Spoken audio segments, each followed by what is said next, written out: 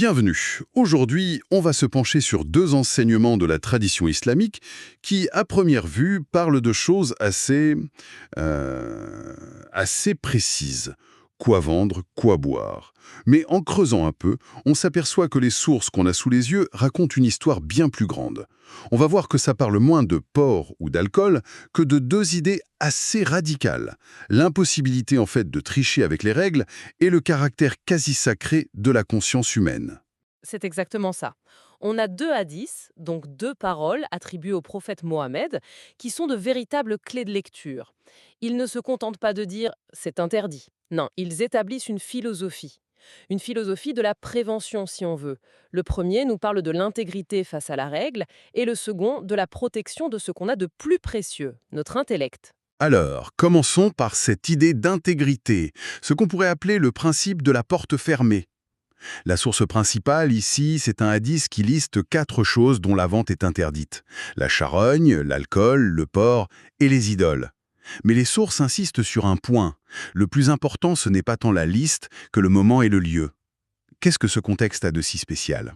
Alors le contexte, il est fondamental. Cette déclaration, elle a lieu lors de la conquête de la Mecque. C'est donc très tard dans la vie du prophète. En droit islamique, un enseignement tardif a un poids immense. Il peut préciser ou même annuler des règles antérieures. Et ce qui est fascinant, c'est que l'interdiction de consommer du porc ou de la charogne, par exemple, était déjà connue. Ça venait du Coran, c'était clair depuis longtemps. La véritable nouveauté ici, le point central, c'est l'interdiction explicite de la vente, Du commerce. du profit. C'est là que tout se joue. Et bien sûr, dès qu'une règle est posée, la nature humaine étant ce qu'elle est, quelqu'un cherche la faille. Et c'est exactement ce qui se passe ici, avec une question qui semble très terre à terre. Oui, et c'est ce qui rend la scène si vivante. Quelqu'un se lève, demande au messager de Dieu et la graisse de la charogne alors.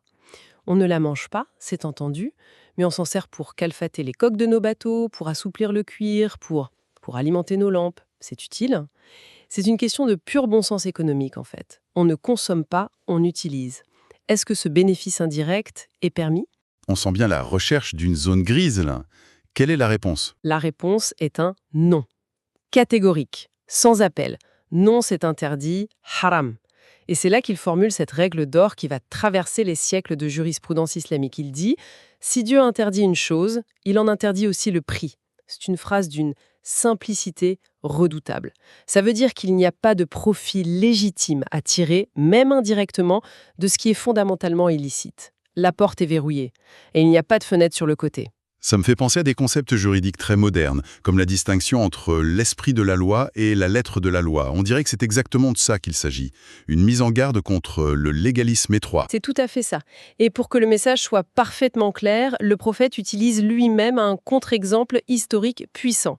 Il raconte le cas des Juifs à qui la consommation de certaines graisses animales avait été interdite par leurs écritures. Il explique alors leur astuce, ce que les juristes musulmans appelleront plus tard une hila, une ruse légale. Et en quoi consistait cette ruse-là? Eh bien, puisqu'ils ne pouvaient pas consommer la graisse, ils l'ont fait fondre. Ils l'ont transformée en huile ou en suif. Ensuite, ils ont vendu ce produit transformé et avec l'argent de la vente, ils ont acheté autre chose à manger. Ils pouvaient alors argumenter « Nous n'avons pas mangé la graisse interdite, nous avons mangé le fruit de sa vente, ce qui est différent. » C'est astucieux. Ah oui, c'est une construction juridique assez fine. Très fine. Mais le prophète la condamne avec une extrême sévérité en disant que Dieu les combatte. Il qualifie ça de tromperie. Une tentative de jouer au plus malin avec le commandement divin. L'avertissement aux musulmans est limpide. Ne tombez pas dans ce piège. N'essayez pas de contourner l'interdit. C'est une image incroyablement forte. L'idée que la porte de devant et la porte de derrière sont toutes les deux fermées. Et les sources montrent que ce principe a des applications très concrètes aujourd'hui. L'exemple de l'imprimeur est frappant. Oui, c'est un cas d'école classique. Un imprimeur pourrait dire Mon travail est neutre, je ne suis pas responsable du contenu. Si on me paie pour imprimer des manuels de sorcellerie ou de la pornographie, je ne fais que fournir un service technique. Je vends du papier et de l'encre. » Eh bien, selon le principe qu'on vient d'exposer, cet argument ne tient pas. Si l'objet final est un outil pour quelque chose d'illicite, en tirer un profit commercial est également interdit. C'est le principe de fermer les voies qui mènent au mal. On n'interdit pas juste la destination, on bloque aussi les routes qui y mènent. Cette logique de prévention radicale, fermer toutes les portes, même les plus petites, c'est vraiment le cœur du premier enseignement. Et on retrouve une logique assez similaire, cette idée de ne prendre aucun risque, dans le deuxième grand principe que nos sources abordent. On quitte le domaine du commerce pour celui de la conscience. Absolument. La transition est parfaite parce qu'on passe de la protection des biens et de la morale publique à la protection de l'esprit individuel. L'histoire nous emmène au Yémen, avec une figure importante, Abou Moussa al-Ash'ari. Il est sur le point d'être envoyé là-bas comme gouverneur et enseignant. Et avant de partir, il vient voir le prophète pour poser des questions très pratiques sur la culture locale. C'est la démarche d'un homme très consciencieux. Il fait sa diligence raisonnable, en quelque sorte. Il sait qu'il va être confronté à des coutumes nouvelles, et sa question porte sur des boissons. Exactement. Il dit, au Yémen, ils ont 2 boissons qu'on ne connaît pas ici. L'une s'appelle albit, elle est faite à partir de miel fermenté. L'autre, c'est al-mizr, à base d'orge fermentée. Techniquement, ce sont des nabides. À l'origine, le nabide était une pratique simple. On laissait tremper les dattes dans l'eau pour l'adoucir. Le problème, c'est que si on oublie les fruits dans l'eau, surtout sous le soleil d'Arabie, la fermentation alcoolique démarre très très vite. La question est donc, qu'est-ce qu'on fait de ces boissons qui ne sont pas le vin de raisin que le Coran a explicitement visé? Et la réponse qu'il reçoit, c'est une des phrases les plus courtes et les plus lourdes de conséquences de toute la législation islamique. 5 mots en arabe qui vont tout changer. Kullu muskirin haram. Tout enivrant est interdit. La portée de cette phrase est colossale. Il faut bien comprendre, le Coran, pour parler de la boisson alcoolisée, utilise quasi exclusivement le mot khamr. Et pour un arabe du 7e siècle, khamr, c'est le vin, le produit du raisin. Point.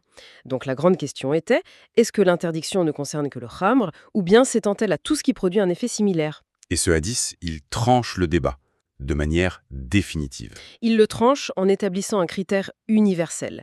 L'interdiction n'est plus liée à la substance, raisin, miel, orge, peu importe, elle est liée à l'effet. Peu importe le nom, la couleur, l'origine, la seule question qui compte c'est est-ce que ça enivre? Si la réponse est oui, c'est interdit. Le focus passe de l'objet à sa fonction sur le cerveau humain. Pourtant, les sources mentionnent que tout le monde n'a pas immédiatement adopté cette lecture universelle. Il y a eu un débat, notamment avec une grande école juridique. C'est vrai, l'école hanafite. Et c'est important de le noter, les juristes de cette école, surtout au début, ont eu une approche plus, disons, plus littéraliste.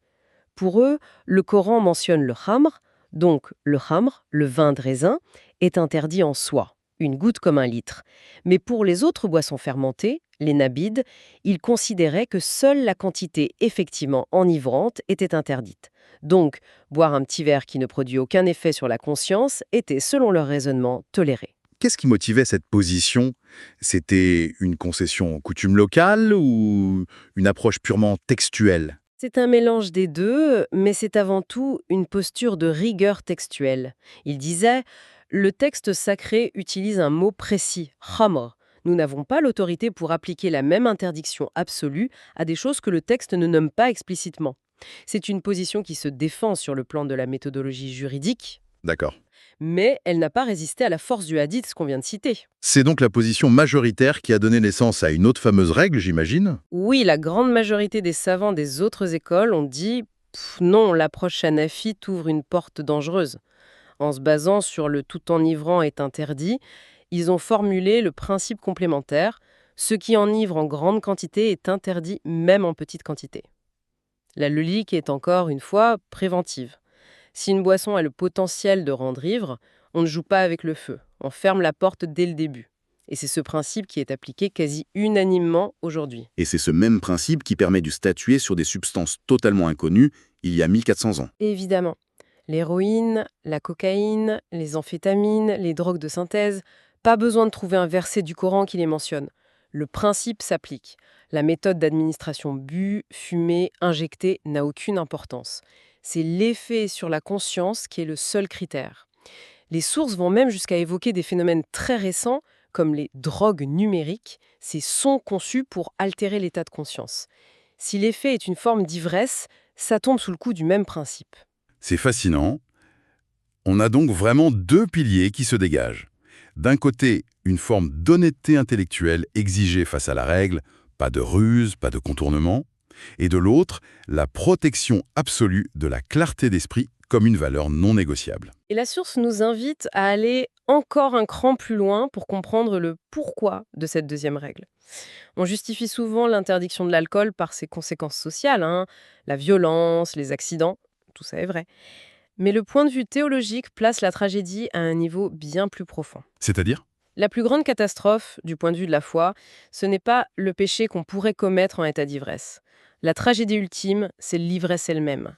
C'est le fait qu'une personne, en altérant sa conscience, perd la capacité de connaître son Créateur, de se souvenir de lui. Si on part du principe que le but de l'existence est cette relation consciente avec le divin, alors tout ce qui vient anéantir cette conscience est une négation du but même de la vie. C'est une sorte de suicide spirituel temporaire. C'est ça la perte fondamentale. Ça déplace complètement la perspective. On n'est plus dans la morale sociale, mais dans une question existentielle.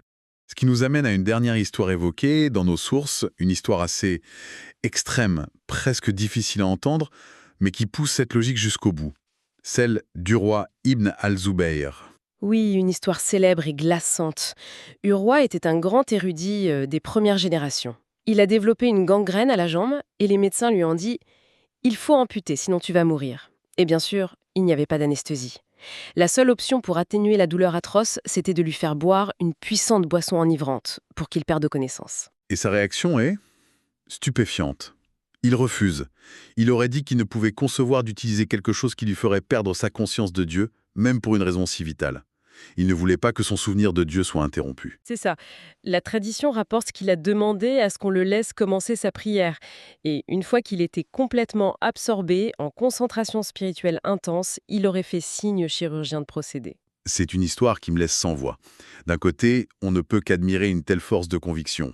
De l'autre, ça semble surhumain, presque dangereux à apprendre comme modèle littéral. Comment est-on censé interpréter une histoire pareille aujourd'hui? C'est une excellente question. Et c'est clair que ce n'est pas une prescription légale, mais un idéal. Personne ne dirait aujourd'hui que l'anesthésie médicale est interdite.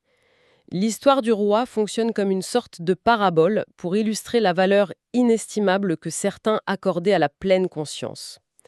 C'est un récit qui sert à nous choquer, à nous faire nous demander « Et moi, quelle valeur est-ce que j'accorde à ma propre clarté d'esprit ?» Et c'est là que ça nous renvoie à notre propre époque. Effectivement. Parce que si les enivrants de l'époque est le vin ou l'hydromel, notre monde moderne est saturé d'autres choses qui, sans être des drogues, fragmentent notre attention et anesthésient notre conscience. Le flux incessant des réseaux sociaux, les notifications, le divertissement permanent, tout ça nous maintient dans un état de semi-présence. La question que cette histoire nous pose finalement est très actuelle. Dans ce brouillard de distractions, quelle valeur réelle accordons-nous à la protection de notre lucidité, de notre capacité à être simplement présent au monde et à nous-mêmes? Et que signifierait concrètement aujourd'hui de vouloir préserver consciemment cette clarté?